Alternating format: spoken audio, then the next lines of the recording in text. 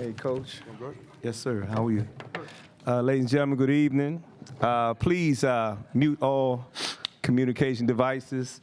Right now, at this time, we're being joined, of course, by NC State University with Coach Kevin Keatts, DJ Horn, and Casey Morsell. We will proceed with an opening statement from Coach Keatts. What a great game. Obviously, you get a chance to play against a really good Duke team, and, you know, obviously they're as good as advertised. Top 10 team in the country with really good players. I thought our guys were really focused and locked in from the start of the game to the finish. I thought we made big plays on both ends of the floor. We got stops. I thought we executed the game plan to the right, to the right direction and did everything right. I'm proud of these guys. I mean, we're fighting, and that's a good thing about it. And, we talked about coming to this tournament and really not looking ahead. Like I just told them, I have no idea who's next. But we wanted to concentrate on just our next opponent. And I will say, since we got here on Monday, these guys have been very professional, locked into everything we needed to do. And we've got 3 really good wins right now. So once again, I know you guys love this. If you're a part of Wolfpack Nation, we survive and advance. So questions? We'll open up the floor to questions. I'm sorry. Open up the floor to questions. Yes, sir. Any questions? Here in the front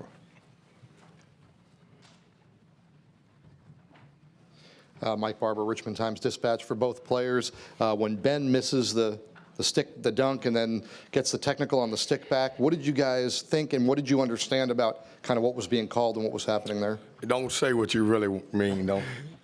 I'm going to let him go ahead and answer it. Like, his face was bad. Like, we had to have a conversation about it.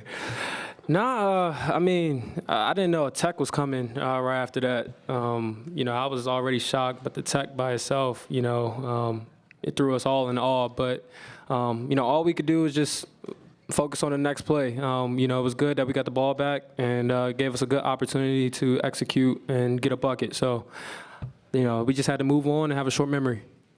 Okay, gentlemen in the 5th row. Adam Gotkin with Orange Fizz. This is for both the players. You guys are the first double-digit seed to make it to the semifinals since 2010. How does it feel to hear that, and has it really kicked in what you guys just did today? I mean, coming into this tournament, we came in with a mindset that we were just going to be focused on the guys in our locker room. So I think we've been showing that, and to accomplish what we just did today is good. We're going to celebrate it, but we know that it's going to be a short turnaround for tomorrow, and the job is not done, so we got to do it again. Okay, gentlemen in the 4th row. DJ, at the back end there, you made the free throws. NC State was struggling at the line. Did you kind of want the ball in your hands there at the end of that game? Yeah, I did. Yep. Straight like that. No, I just want the ball. It's winning time. I wanted him to have the ball, too, just so you know that. Okay, in the back. John Titel from Hoops HD for Coach. You've played BC and Virginia a total of 4 times this year. You've not lost to any of them in regulation. Do you have extra confidence because of your track record, or do you think you have a good idea of what they put out on the court? Do you know how to respond to it? No, I mean, listen, they both are good programs and well coached. And, obviously, you can take a little bit from, the games that we played against them, but everybody's a little bit different at this time. Virginia, when we played them early at our place, they were just trying to figure it out. We got a great win, but obviously went on the road and we did a good job. But Boston College is good. He's really got those guys playing, and Quentin Post is really good. So both teams got good players, good coaches, and we will have to go back, and it's going to be a long night for my staff, and we're going to kind of figure out how they're playing now and just try to prepare for tomorrow. Okay, in the corner. Michael Schott from thesaber.com. After losing 7 of 9, 4 in a row to end the regular season, it would have been easy to kind of fold. Like we've seen teams do it before. What's fueling this team? This could be for Coach Keatts and the players. What's keeping y'all going? What has fueled what I think we can now call a run?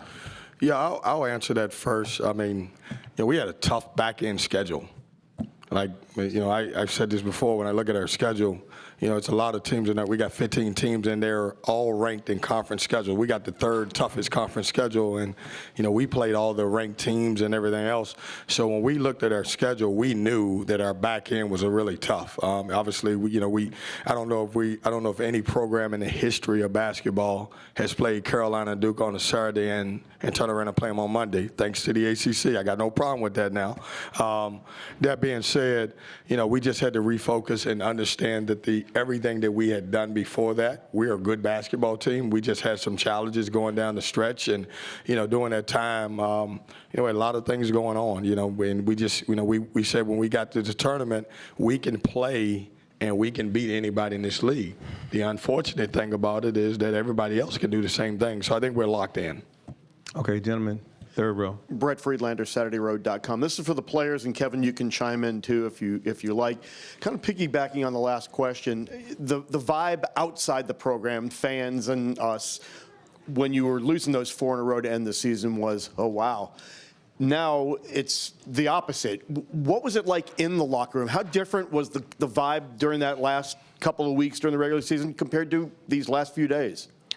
I mean, I would say throughout the good times and bad throughout the season. I mean, we've always been connected. I mean, we always believed, and I think throughout our last few stretch of games, we just had to not beat ourselves as much. I feel like we were kind of our own worst enemy in terms of second chance opportunities, just different opportunities that I think other teams took advantage of, and we've reduced that heading into the tournament. And I think that's what propelled us to get momentum. Okay, gentlemen, second row here. Charlie Gribble, Pack Pride, 247 Sports. This is for Coach. How much of a concern now does it become to keep you guys fresh and healthy as you embark on your 4th game in 4 days? We played 4 games in 4 days. I didn't know that.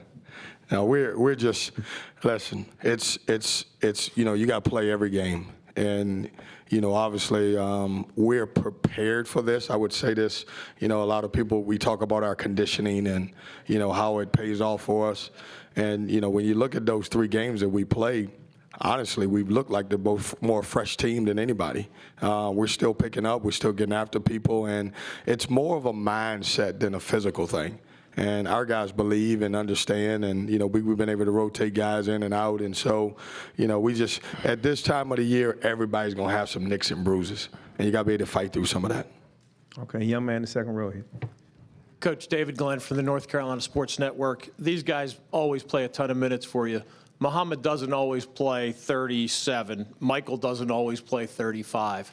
How do those 2 guys make your chemistry kind of maximize what you have to offer? Well, Michael is the only pure point guard that we have on our team. He's the smartest guy in our program. I mean, I'm talking about book smarts and just basketball-wise. He knows what he's doing. The young man graduated from Stanford in 3 years. And so he's very heady, knows who to get the ball to.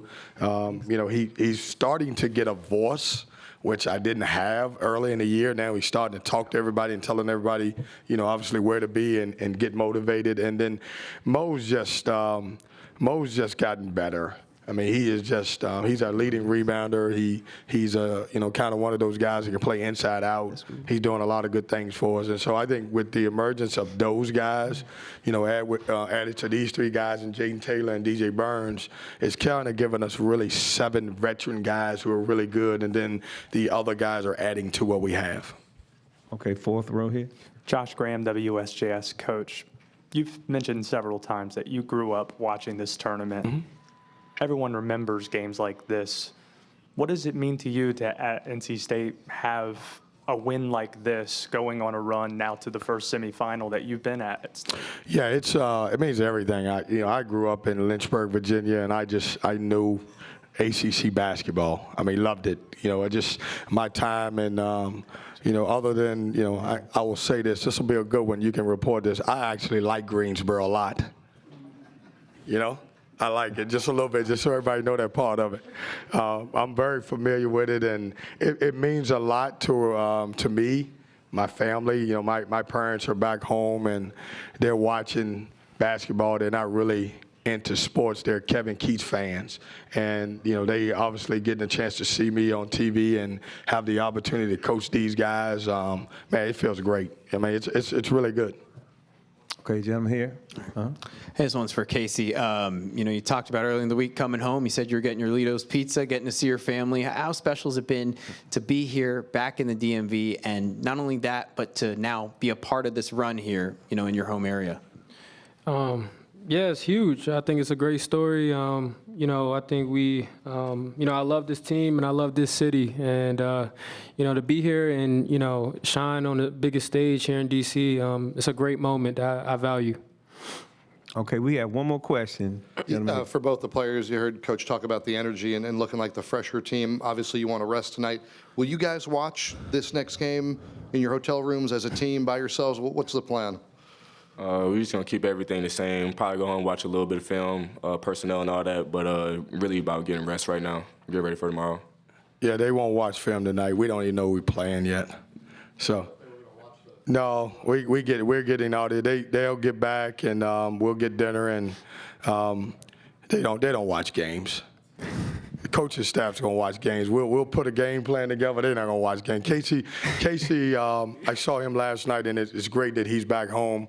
Was it last night or this morning? He was sitting there hanging with his mom and dad. It was a great thing. So he'll be in the lobby, shaking hands and everything. I think everybody from the DMV has come by to see him, and he may be the last player that's standing from this area. I don't know that, but I know I know Judah Mintz and Jeremy Roach and some good players from this area that's playing in the ACC. So, Yeah, I agree. you agree? Yeah. Who else? Why are we bringing Mondo up right now? All right, ladies and gentlemen, thank you so much. We play for a Richmond team in AAU. Y'all know that. Absolutely. I scream every time on coach.